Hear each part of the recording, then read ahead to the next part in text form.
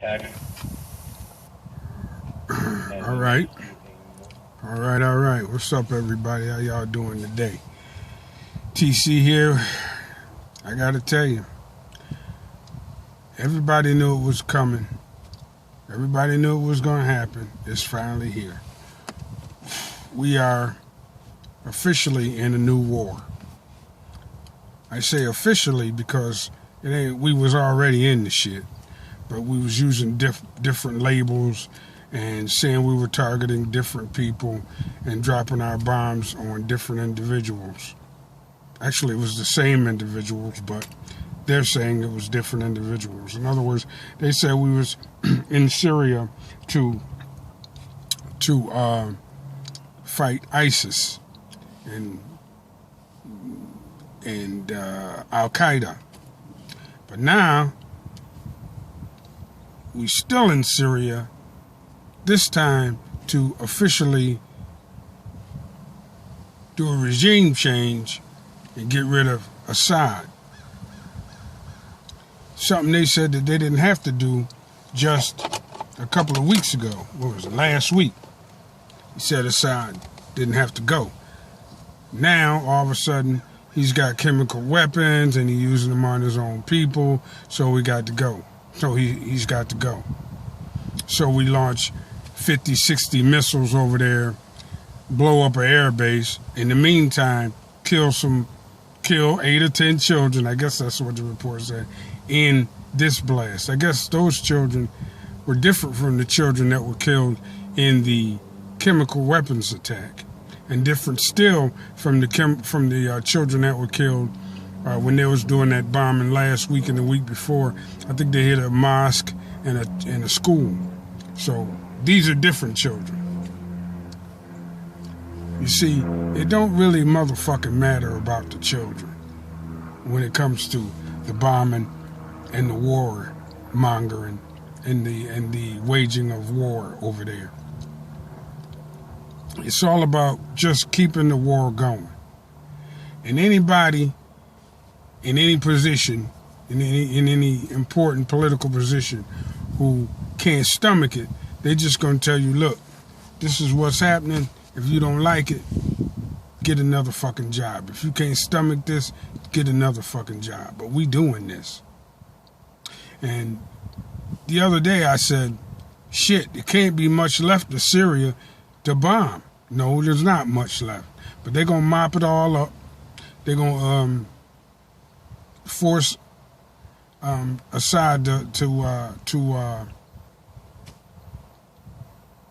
to leave office. They're gonna make some kind of deal with Russia so they don't have to go into a direct war with Russia, because nobody wants that. They might let some oil deal or something go through with Russia in order to get them to back off and let Assad be taken out of office. Once they're done with that, then they're gonna turn their sights on Iran. You know. And when they're going to Iran, they're gonna have to go big. They're going to concoct a reason to say Iran did something or said, or, harbored terrorists or something. They're going to come up with a real good reason. And the media are going to be behind it. And the Republicans and the Democrats are both behind these new airstrikes that Trump is doing in Syria. You see. So on the big things, like, sustaining this war and what else? The Federal Reserve System and the way our money is created and all the big issues, the really big issues, the Republicans and the Democrats are right in lockstep. So when you vote for one, you might as well be voting for the other, because shit ain't gonna change. Shit ain't gonna change. Ever.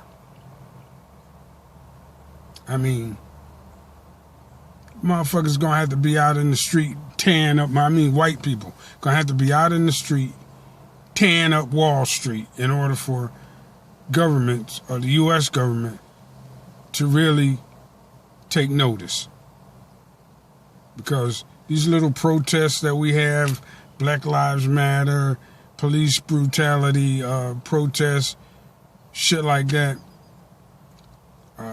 Getting pissed off about what bathroom you can use, who you can marry. That's all nickel dime shit to them. That's all. The only way they're gonna take notice is if we start protesting massively about all of these wars and about our banking system and financial reform and poverty and stuff like that. These are all really just symptoms of a much greater ill that I'll speak on later.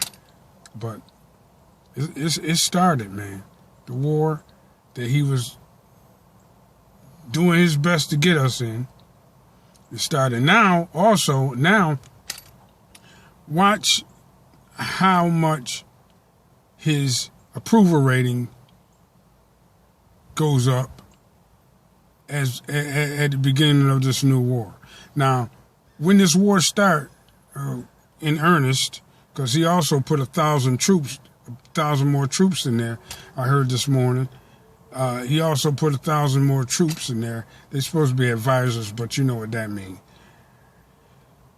Them motherfuckers gonna start getting killed, and then we're gonna get this massive influx of troops into Syria to go ahead and clear that up. But we gotta make sure that we are straight with where the Russians are first.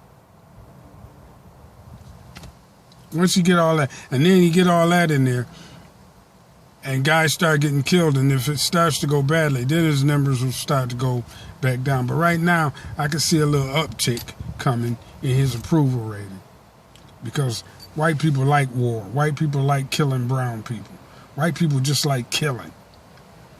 So this is, they get to do more killing.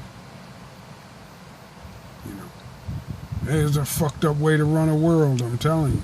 It's a fucked up way to run a world. But don't nobody seem to understand that. Nobody seems to understand that. Anyway, I'm going to talk some more on this in the coming days. And, among other things. Anyway, don't forget to give me a thumbs up. I'm just trying to get my opinion out there. I'm not really trying to get monetized because, I got a fucking job. I don't need to get. I'm not gonna be a rich man. I'm not trying to get rich off of this. I'm just trying to get people to understand what's really going on in this world today. Yeah. So, some people even saying World War III has already started with this little airstrike in Syria. I don't know if I'm gonna say that yet. I don't know if I'm gonna say that yet. I gotta do some more research, listen to some more analysts, and see what conclusions I draw. I'm not gonna say World War III has started yet because we've been in proxy wars with Russia before, and World War III didn't start. I mean, in Afghanistan, when they were fighting the Mujahideen, we was back in the Mujahideen, and they was in there trying to topple the Afghanistan government. That's when we was